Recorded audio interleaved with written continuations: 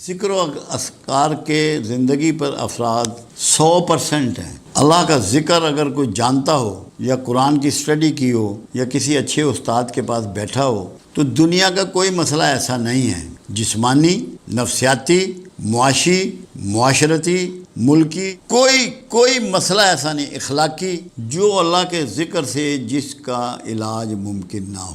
مزاج بدل جاتے ہیں، جو چیزیں ہمیں جیند میں ملتی ہیں، ورثے میں ملتی ہیں، ماں باپ کے جرثوموں سے جو ملتی ہیں، وہ تک اللہ کے ذکر سے ریپیئر ہوتی ہیں اور چینج ہوتی ہیں۔ ٹیمپرامنٹ بنتے ہیں جین سے، ٹیمپرامنٹ چینج ہوتے ہیں۔ میں لوگوں کو سمجھاتا ہوں کہ ہم جب ذکر دیتے ہیں اس کا مطلب یہ ہوتا ہے کہ جو جینیٹک پرابلم آ رہے ہیں لوگوں میں، ہم اس کا بھی علاج کر رہے ہیں۔ موروثی بیماریاں، ایسی بیماریاں جس کے پاس سائنس کے پاس جن کا بھی علاج نہیں ہے، اللہ کے ذکر سے۔ کیوں؟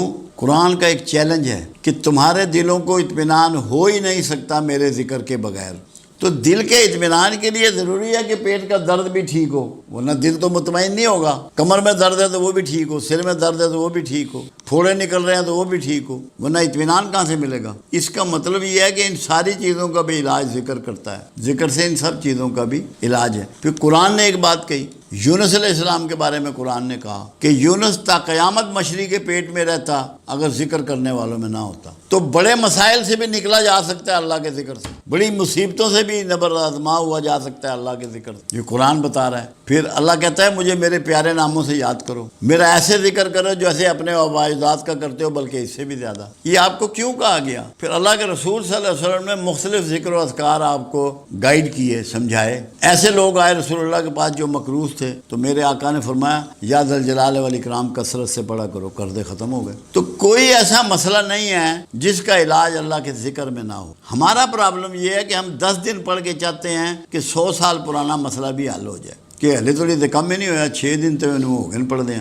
یہ نہیں ہو سکتا کہ اگر پراپر ذکر کسی گائیڈ نے آپ کو دیا ہے کہ کون سا لفظ کس طریقے سے آپ کی زندگی پہ، آپ کے پٹھوں پہ، آپ کے ہڈیوں پہ، آپ کے خون پر، آپ کے دماغ پہ اثرات کرے گا، اگر کوئی سمجھدار آدمی دے تو یہ ناممکن ہے کہ اس کے اثرات نہ آئیں، کیونکہ چیزوں کو ریسائٹ کرنے سے اثرات آتے ہیں۔ یہاں کچھ لوگ کام کر رہے ہیں، وہ سورہ رحمان کی تلاوت لگاتے ہیں، بہت سارے لوگ بیماریوں میں، اور وہ کہتے ہیں کہ ہمیں شفا ہوئی۔ کیوں؟ اللہ کا ذکر ہو رہا ہے۔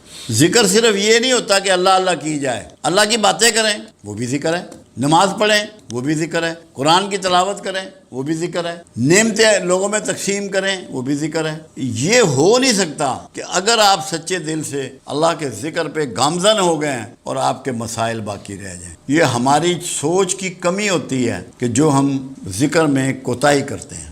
میں تو اس کو کہتا ہوں کہ ایک پریکٹس کر لو، ایک عادت بنا لو، جو مسئلہ تمہیں درپیش ہے، جو پریشانی درپیش ہے، اللہ کے حضور باتیں کرو، گریہ کرو اس سے۔ اللہ کہتا ہے مجھ سے کانا پھوسی کرو، کانا پھوسی ذکر ہے، کرو تو صحیح، شرماؤ مت اللہ سے، اس سے اپنے من کی باتیں کرو، ذکر کرو، تمہارے مسئلے حل ہو جائیں گے۔ ہم کرتے ہیں نہیں، دوڑتے ہیں کہ فلاں پیر صاحب کو چلیے کم ہو جائے گا۔ پیر صاحب نے بھی آپ کو اللہ کا ذکر ہی بتانا ہے، جب اللہ کے رسول صلی اللہ علیہ وسلم ذکر تجویز فرما رہے ہیں۔ 4 چیزیں رسول اللہ کے ہاں طریقہ تھا، جو لوگ آنے والے کے لیے میرے آقا دعا فرماتے، اگر جسمانی عارضہ ہوتا تو دم کرتے، اور پانی میں کبھی پھونک نہیں ماری، آپ اپنا ہاتھ مبارک، دست مبارک پانی میں ڈبو دیتے، کبھی لعاب لگا دیتے، چھڑی سے دم کر دیتے، اللہ کا ذکر تجویز کرتے لازمی، اور اتنا کہ جو انگلیوں پہ کیا جا سکے۔ تسبیح اس وقت استعمال نہیں ہوتی تھی، لمبا ذکر میرے آقا نے کبھی نہیں بتایا تھا، تاکہ لوگوں کو آسان ذکر بتایا جائے، اور اگر جسمانی عارضہ ہوتا تو کھانے پینے کی چیز ایڈوائز کرتے۔ ہم انہی 4 طریقوں سے چل رہے ہیں، 5ویں کوئی چیز ہم نہیں کرتے۔ مین چیز اللہ کا ذکر ہے، اگر لوگ کر لیں۔ ہمارے پاس کوئی بندہ ایسا نہیں آیا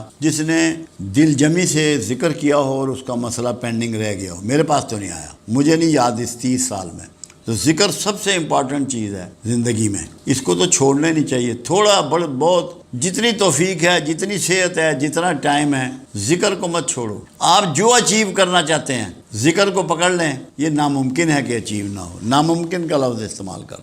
میں نے عجیب کہانی دیکھی، کچھ لوگ ضربیں لگاتے ہیں دل کی طرف، اللہ ہو کی، اللہ کی، اللہ الصمد کی، اور یہ سمجھتے ہیں کہ ہمارا قلب جاری ہو گیا، کیونکہ یہ ایک اعصابی نظام کا حصہ ہے دل، ایک غدود ہے، اس کو اتنی دفعہ جب اس خاص طریقے سے حرکت دی جائے تو اس کی سپیڈ بڑھ جاتی ہے۔ اس کا مطلب یہ نہیں ہوتا کہ قلب جاری ہو گیا، یہ مس انڈرسٹینڈنگ ہے اس بارے میں۔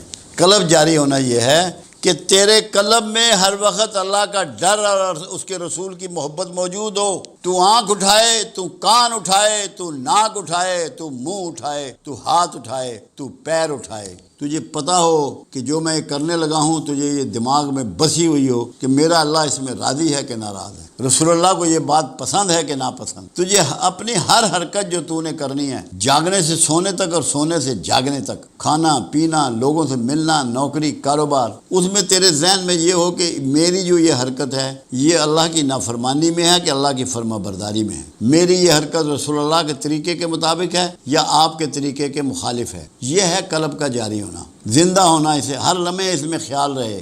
کیوں؟ اسلام ایک پریکٹس کا نام ہے، ایک رویے کا نام ہے، ایک سسٹم کا نام ہے، ایک ارادے کا نام ہے، ایک ماحول کا نام ہے. اگر آپ کو قلب جاری کرنا ہے تو آپ سے کسی انسان کو کوئی ضعف نہ پہنچے، کسی بھی خالق کا یا مخلوق کا حق آپ سے ضائع نہ ہو، تو پھر آپ کا قلب جاری ہے. اگر آپ ظلم و ناانصافی کرتے ہیں، جھوٹ بولتے ہیں، بے ایمانی کرتے ہیں، بدحیائی کرتے ہیں، تو پھر آپ کا کوئی قلب جاری نہیں ہے. خوف خدا کا آپ کے اندر بس جانا، رسول اللہ صلی اللہ علیہ وسلم کی محبت کا آپ کے دل میں بس جانا. میں نے عجیب کہانی دیکھی. کچھ لوگ ضربیں لگاتے ہیں دل کی طرف، اللہ ہو کی، اللہ کی، اللہ الصمد کی، اور یہ سمجھتے ہیں کہ ہمارا قلب جاری ہو گیا. کیونکہ یہ ایک اعصابی نظام کا حصہ ہے. دل ایک غدود ہے، اس کو اتنی دفعہ جب اس خاص طریقے سے حرکت دی جائے تو اس کی سپیڈ بڑھ جاتی ہے. اس کا مطلب یہ نہیں ہوتا کہ قلب جاری ہو گیا. یہ مس انڈرسٹینڈنگ ہے اس بارے میں.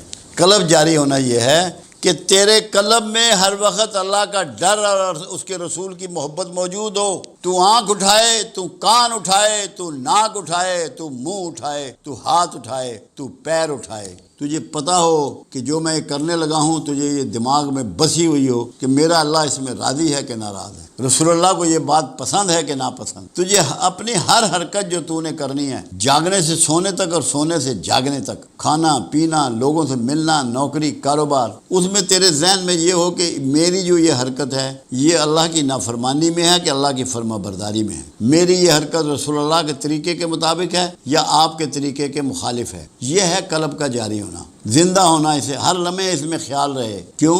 اسلام ایک پریکٹس کا نام ہے، ایک رویے کا نام ہے، ایک سسٹم کا نام ہے، ایک ارادے کا نام ہے، ایک ماحول کا نام ہے. اگر آپ کو قلب جاری کرنا ہے تو آپ سے کسی انسان کو کوئی ضعف نہ پہنچے، کسی بھی خالق کا یا مخلوق کا حق آپ سے ضائع نہ ہو، تو پھر آپ کا قلب جاری ہے. اگر آپ ظلم و ناانصافی کرتے ہیں، جھوٹ بولتے ہیں، بے ایمانی کرتے ہیں، بدحیائی کرتے ہیں، تو پھر آپ کا کوئی قلب جاری نہیں ہے. بابا جی یہ رہنمائی فرمائیں کہ آپ صبح و شام آیت کریمہ میں لا الہ الا انت سبحانک انی کنت من الظالمین 40 مرتبہ پڑھنے کو دیتے ہیں، لیکن کیا صبح و شام 40 مرتبہ آیت کریمہ پڑھنے کے ساتھ اس کے علاوہ بھی آیت کریمہ بطور استغفار ہم اپنی مرضی سے کھلا پڑھ سکتے ہیں یا نہیں؟ کسی کو کوئی رکاوٹ نہیں ہے، کیونکہ اس کلمے کی اتنی بڑی اہمیت ہے کہ اللہ نے ان کو یہ کہا کہ یونس علیہ السلام نے جب وہ مچھلی کے پیٹ میں چلے گئے، انہوں نے مائنڈ کیا تھا ایک بات کو. اللہ نے ان کی امت کے لیے سزا تجویز کر دی تھی اور کہا تھا کہ ان کو سنا دو جا کے، ان کو بتا دو جا کے کہ میں ان پہ عذاب نازل کرنے لگا ہوں. وہ لوگ بوریاں اوڑھ کے کھلے میدانوں میں چلے گئے، کپڑے اتار دیے، توبہ کی، سر سجدے میں ڈال دیے. اللہ نے توبہ قبول کی اور ان کی سزا ٹال دی. جب سزا ٹالی اور کہا یونس علیہ السلام سے کہ لوگوں کو بتا دو، تو انہوں نے دل میں اس کو محسوس کیا کہ لوگ مجھے جھوٹا نبی سمجھنے لگ پڑیں گے. تو اللہ نے ان کو مچھلی کے پیٹ میں پہنچا دیا. مگر اللہ کی سنت یہ ہے، جیسے اللہ نے توبہ آدم کو سکھائی ایسے ہی توبہ یونس کو سکھائی. یہ اللہ کی سنت ہے، یہ اللہ کا طریقہ ہے، کیونکہ قبول تو کرنا چاہتا ہے، اسے پتہ ہے میرا پیغمبر ہے، کوئی اتنی بڑی پنشمنٹ نہیں اس نے اس کو دینی. تو کیا دعا سکھائی؟ لا الہ الا انت سبحانک انی کنت من الظالمین. اے اللہ تو ہی عبادت کے قابل ہے اور تو ہی پاک اور بے عیب ہے، بے شک میں ظالموں میں سے ہوں. یہ اقرار ہے جو بندے نے کرنا ہے، یہ اقرار سکھایا. اس اقرار کے بدولت قرآن نے کہا یونس تا قیامت مچھلی کے پیٹ میں رہتا اگر ذکر والوں میں نہ ہوتا. تو ذکر والے کون ہوئے؟ جو آیت کریمہ پڑھیں گے، جو اپنے گناہوں کا، اپنی خطاؤں کا اقرار کریں گے، اللہ کی پاکی کا، اللہ کے الہ ہونے کا اقرار کریں گے، جس کے صدقے میں اللہ نے مچھلی سے کہا کہ اس کو اگل دے، اور اس نے کنارے پہ ڈال دیا یونس علیہ السلام کو، پھر اللہ نے کدو کی بیل اس کے اوپر ڈال دی، بتا دیا کہ اگر کوئی حبس بے جا میں رہے، مچھلی کے پیٹ میں رہے جہاں آکسیجن کم ہو، کھانے پینے کو نہ ہو، تو اس کے وہ جسم ایسے ہو جاتا ہے جیسے روئی کے گالے، اس کی فٹنس کے لیے کدو استعمال کراؤ، یہ اللہ نے مہربانی کر دی۔ تو آج کریمہ وہ ذکر ہے جو بہت بڑی فضیلت کا باعث ہے، اور کوئی مصیبت، کوئی پریشانی رہتی نہیں اگر آپ اس کو اپنی زندگی میں داخل کر لیں، اس کو چھوڑیں نہیں، اس کو پکڑ لیں۔ میں ایک دفعہ لاہور میں تقریر کر رہا تھا، اور میں نے کہا کہ آج کریمہ آپ بے وضو پڑھ سکتے ہیں، یہ میں نے لفظ کہے۔ ایک صاحب تھے، کوئی پتہ نہیں کون سے مکتبہ فقہ کے تھے، وہ ظفر صاحب کے پاس گئے، میں تو واپس آ گیا جیلم لیکچر دے کے۔ وہ کہنے لگے تمہارا استاد جو ہے اس نے بڑی بے دینی کی بات کی ہے۔ ہاں جی، کیا کہا انہوں نے کہا کہ آج کریمہ آپ بے وضو بھی پڑھ سکتے ہیں۔ میں نے کہا ان سے پوچھیں۔ انہوں نے مجھے فون کیا، مولوی صاحب نے مجھے انہوں نے ٹیلی فون کیا، کہنے جی یہ آپ نے کہا ہے۔ میں نے کہا محترم یہ تو بتاؤ، یونس علیہ السلام مچھلی کے پیٹ میں وضو کرتے رہے تھے؟ یہ تو پڑا ہی بے وضو کیا ہے، وہ وضو میں تھوڑی تھے یونس علیہ السلام مچھلی کے پیٹ میں۔ اس لیے یہ اس بیماری میں مبتلا نہیں ہونا کہ بڑا گرم ہے، بڑا جلالی ہے، کوئی نہ جلالی ہے نہ گرم ہے، اللہ کا اسم ہے، اللہ سے معافی اور توبہ کا ایک انداز ہے۔ اللہ نے اس کو اتنا قبول کیا کہ یہ کہہ دیا کہ تا قیامت مچھلی کے پیٹ میں رہتا اگر ذکر کرنے والوں میں نہ ہوتا۔ تو خدا کا واسطہ ہے، اس کو گرم اور سرد اور جلالی اور غیر جلالی ان عذابوں سے بچ جاؤ، اللہ کو یاد کرو اور دل سے کرو اور معافی مانگو اور توبہ کرو۔ ہر وقت پڑھ سکتے ہو، جتنا چاہے پڑھ سکتے ہو، یہ کلمہ نجات دینے والا ہے، مصیبتوں سے بچانے والا ہے۔ رحمت کا سب سے بڑا ثبوت کیا ہے؟ دو باتیں کہی گئیں جو حدیث مبارکہ میں ہیں۔ اللہ جب کسی پر رحمت کا ارادہ کرتا ہے تو اس کی آنکھ اس پر کھول دیتا ہے۔ جب اپنے گناہ، اپنی خرابیاں، اپنی کوتاہیاں، اپنی برائیاں محسوس ہونی شروع ہو جائیں، نظر آنی شروع ہو جائیں، تو سمجھ لو رحمت شروع ہو گئی۔ اگر دوسروں کے عیب اور کھوٹ تمہیں نظر آ رہے ہیں تو تم پہ رحمت شروع نہیں ہوئی۔ جب صرف تمہیں اپنے عیب اور اپنے کھوٹ نظر آنے شروع ہو جائیں تو رحمت شروع ہو گئی۔ اللہ نے کرم کر دیا کہ تمہاری آنکھ تم پہ کھول دی، تم نے اپنا احتساب شروع کر دیا۔ یعنی کہ اس سیلف مانیٹرنگ جو ہے، خود احتسابی جو ہے، یہ رحمت کی بنیادی علامت ہے۔ دوسری بات جو کہی گئی، اللہ جب کسی پہ رحمت کا ارادہ کرتا ہے اسے دین کی سمجھ عطا کر دیتا ہے۔ جب دین تمہیں سمجھ میں آنا شروع ہو جائے تب بھی رحمت ہو گئی۔